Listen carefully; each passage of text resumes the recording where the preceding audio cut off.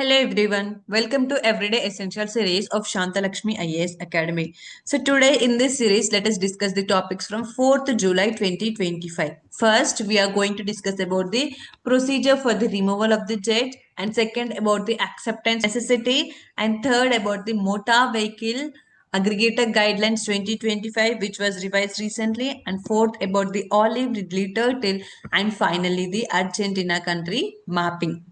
So starting, so before going to the discussion, so Shantha Lakshmi IAS Academy is providing the track weekly prelim test for current affairs based on the last 1 week news. And this track series is free for everyone. And this test is conducted on every Saturday. So whoever wants to know their progress regarding the current affairs, you can enroll by calling or texting to this number 9000222737, and you can write this test from the starting July, first Saturday from July. And for the month of June, we have already conducted 4 weekly prelims test. And regarding this month of June, you can also check your progress of your current affairs for the month of June by downloading the paper from our Telegram channel, that is Shantha Lakshmi IAS Academy. And from this Saturday, you can directly enroll and write this test so that you can get the exam behavior, and also you can track your progress where you are heading in your current affairs preparation with respect to the prelims. Now starting with the first topic, that is the motion for the removal of the judge. So why we are discussing this? We all know that the Allahabad High Court Judge Justice Yashwant Verma's the incident of this finding the burnt currency notes in his residence. So regarding that, this coming monsoon session, which is going to be scheduled from July 21st, the central government is going to begin the process of collecting signatures for the motion. What is this motion? To remove this judge, Justice Yashwant Verma, from his position. So how can we remove the judge from his position? So Constitution of India provides that Article 124 and Article 217 tells us that the judges of the Supreme Court and the judges of the High Court can be removed only by the President. On what grounds? On the grounds of the proved misbehavior or incapacity. And this Article 124 is pertaining to the judge of the Supreme Court, and Article 217 is pertaining to the judge of the High Court. And does the Constitution define these two terms, proved misbehavior and incapacity? No. The answer is big no. Constitution doesn't define the what is this proved misbehavior or the incapacity mean. So, if the Constitution does not define these terms, how can we decide and remove the judge of the High Court or any Supreme Court? See, that is told by the Judges Inquiry Act 1968. So this act tells us the or gives us the procedure for the removal of the judge of a high court or a Supreme Court. So for this, the first stage is that the motion has to be passed in either in both the houses of the parliament, not in both, either in both houses, whether it should be in Lok Sabha or in Rajya Sabha. For if it is passed in the Rajya Sabha, the motion has to be signed by at least 50 members. If the 50 members of the Rajya Sabha sign this motion only, then it will get accepted or rejected, and it will go to the second stage. And in the Lok Sabha, it needs to get 100 members support or the signatures. And this is the first stage of this procedure. And coming to the second stage, so okay, let us consider in the Lok Sabha, we got this 100 members signed the motion and it went to the next stage. And in that, who will decide whether to accept or to reject this motion? That is to be decided by the chairman of the respective house. The chairman, that is the vice president of the Rajya Sabha, and speaker of the Lok Sabha. So the sole authority to decide whether this motion is to be accepted or rejected rests with the chairman of the respective house. And after that, if the chairman decides, yes, the motion has to be accepted, then he will form a three-member committee. So who will include in the three-member committee?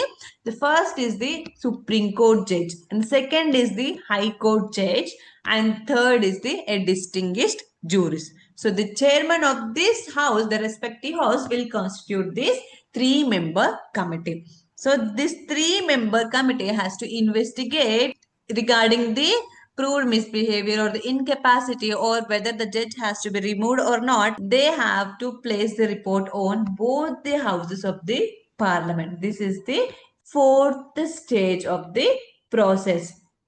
The committee has to report to the both the houses of the parliament, that is the Lok Sabha plus Rajya Sabha. And now the decision is with the both the houses through.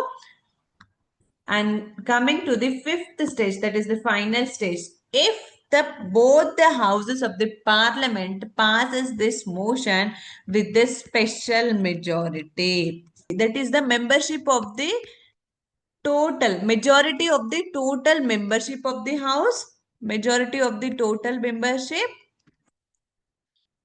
and also the majority of at least two-thirds of the members present plus voting. So this is the special majority. If both the houses of parliament passes this motion with a special majority, then the motion is said to be passed, and it is addresses to the president.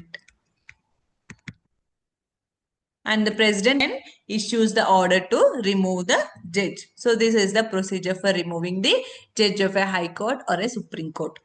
Now moving to our second topic, that is the acceptance of necessity. So where we hear this term acceptance of necessity, the Defense Acquisition Council, chaired by the Defense Minister Rajnath Singh, accorded this acceptance of necessity for 10 capital acquisition proposals valued at 1.05 lakh crore through the indigenous sourcing. So this is acceptance of necessity is related to the defense equipment. And here one more term, this is this Defense Acquisition Council. So Defense Acquisition Council is formed in the year 2001, and it is the highest decision making body regarding the proposals, any projects with respect to this defense related matters. And this Defense Acquisition Council is chaired by the Defense Minister. So what is this acceptance of necessity? It means that the term means that the government has accepted the need for the equipment, and this acceptance of necessity is the first step towards the initiation of any procurement processes, and this acceptance of necessity is the first steps. By issuing this acceptance of necessity, the word itself tells that the government has accepted there is a need to procure this equipments. And however, the grant of this acceptance of necessity does not necessarily lead to the final order. So, yes, the government is accepting that, yes, there is a need to procure some equipments or some war weapons. And that's how started the procurement process. But yet, however, only giving this acceptance of necessary does not lead to the final order. There are other follow-up procedures also to get into the final order for getting the equipment. So, this is all about the acceptance of necessity term. Now moving to our third topic, that is the Motor Vehicle Aggregator Guidelines 2025. So while we are discussing this, recently on July 1st, the government has revised or notified the Motor Vehicle Aggregator Guidelines 2025. And this has gave some boost to the bike taxi platforms such as Uber, Ola, Rapido. So we'll see what is these guidelines and why these platforms aggregator have been happy. So these guidelines are the revised version of the 2020 guidelines. Under Motor Vehicle Act, Motor Vehicle Act, and under these guidelines, clause 23 of this guideline states that the state governments may allow the aggregation, the aggregators, the permission to use of non-transport, that is the private motorcycles for passenger transport. See, the private motor vehicles, whoever has a private motor vehicles can now, with the permission of the state government, can now put their vehicle on this Uber, Ola, or Rapido platforms, and they can go for the passenger transport.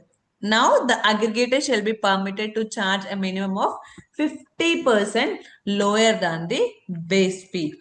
And this is the maximum dynamic pricing of 2 times that base fare. Before, for the previous guidelines, it is the 1.5 times, but now it is the 2 times, twice the base fare. And coming to the driver will receive at least 80% of the fare applicable, including all the charges, 80% of the fare. And the payment with respect to the aggregator, the platform can be settled with daily, weekly, or fortnightly, but not the later. Daily, weekly, or fortnightly only, but not later. And coming to the cancellation penalties, if the passenger has booked the vehicle and the driver has cancelled the trip without any valid reason, without providing any valid reason to the aggregator, the driver has to pay the 10% penalty from the fare. And yes, if the passenger, after accepting the trip, if the passenger has cancelled the trip, then the passenger has to pay the penalty of 10% of the fare as the penalty. So these are some important guidelines from this Motor Vehicle Aggregator Guidelines 2025. And now fourth one is the olive ridley turtle. So this is the very often and the favorite topic for the UPSC. So now why we are discussing this? The Environment Minister's Forest Advisory Committee has deferred the clearance for proposed international airport in the Odisha's Puri. Why it has deferred the clearance for this international airport in Puri? Because they cited that the concerns about the potential harm to the olive ridley turtles, Irrawaddy dolphins, and other migratory birds. And also it stated the impact of the loss of 13,000 trees that protect the Odisha coastline from the cyclones. So this Environment Ministry's Forest Advisory Committee has done a good job by deferring its clearance, right? So in that perspective, let's revise. We all know about this olive ridley turtle, but let's revise the olive ridley turtle. So this olive ridley turtle is the second smallest and the most abundant sea turtle which is found in the global arena. And coming to its distribution, it lives in the warm and the tropical waters, that is Pacific Ocean, Indian Ocean, and the Atlantic Oceans.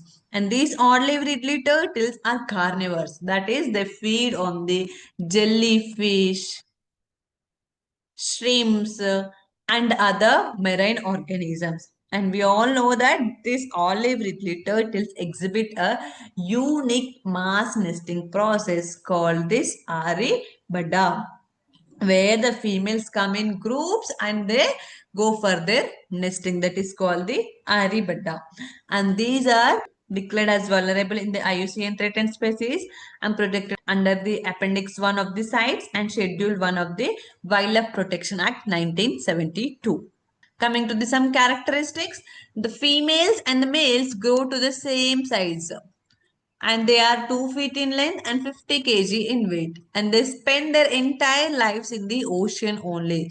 Just for the purpose of nesting, they come to the coast and after that they will go to the ocean. They spend their entire lives in the ocean only. Largest mass nesting site is in Mexico first, then next Costa Rica, and after it is Odisha. And in Odisha also the Rushikulya beach,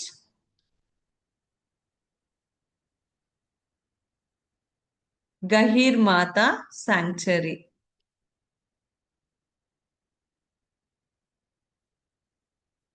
where this Aribada mass nesting is famous in this Gahir Mata Sanctuary, Odisha in India. Now moving to our final topic, that is Argentina. So why we are discussing, since 3 days we have discussing the Prime Minister Narendra Modi's nation tour, right? First we have discussed about the Ghana, and next yesterday Trinidad and Tobago. Now we'll see what is this Argentina mapping. And this Argentina is a country in the South America, and it is bordered by Chile on its west, Bolivia on its north, Paraguay on its northeast, and also Brazil on its northeast, and Uruguay on its east. And here it is Atlantic Ocean and the Pacific Ocean. And its capital is the Buenos Aires. And this Argentina is the second largest country in South America after Brazil. Brazil is the first largest country in the South America, and next comes the Argentina. And this Argentina also claims the sovereignty over these Falkland Islands and also the South Georgia, South Sandwich Islands, etc. And this is a developing country, and Argentina is the major non-NATO ally of the United States. And this is the founding member of the United Nations, World Trade Organization, World Bank, and the Mercosur also. So coming to this Falkland Islands, this Argentina claims the sovereignty over Falkland Islands, but here United Kingdom, that is the British, also claims the this Falkland Islands.